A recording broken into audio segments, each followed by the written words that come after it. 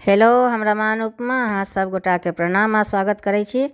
एक कोबर गीत सुना रहल छी। जँ नीक लागे तऽ लाइक शेयर कमेंट जरूर करब और चैनल के सब्सक्राइब कऽ लेब। गाम के पश्चिम एक मालिन फूल बरिया, फूल फूलाए आधी रात है। गाम के पश्चिम एक मालिन फूल बरिया, फूल फूलाए आधी राती है। ताही तर मालिन बेटी पलंग बिछाओल, राजा बेटा खेलाए शिकार है। ताही तर मालिन बेटी पलंग बिछाओल, राजा बेटा खेलाए शिकार है।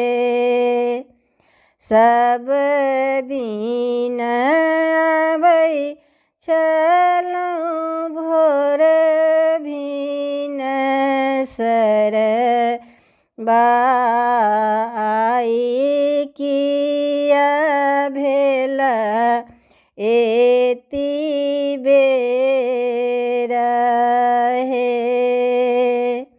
सब दिन आबै छलहुँ भोर भिनसर,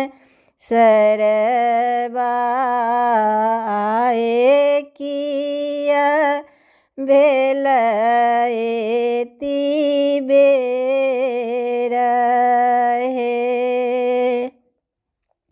आहूँ सँ सुन्दर धनी मालिन केरा बेटिया, ओतहि गामेलहुँ सारी राती है। आहूँ सँ सुन्दर धनी मालिन केरा बेटिया, ओतहि गामेलहुँ सारी राती है।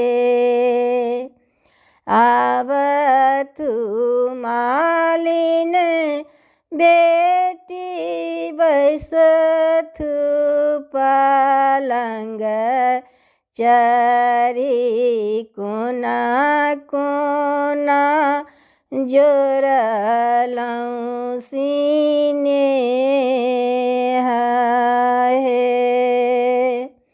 आबथु मालिन बेटी बैसथु पलंग चरी, कोना कोना जोड़लहुँ सीने है।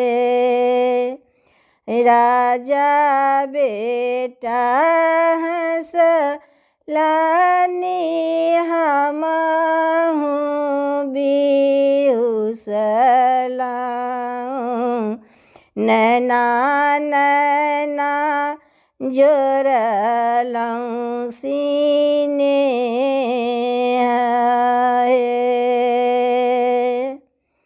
जुगे जुगे जीवथु राम चंद्र दुल्हा सीता सुहबे के बरहन अहि बात है।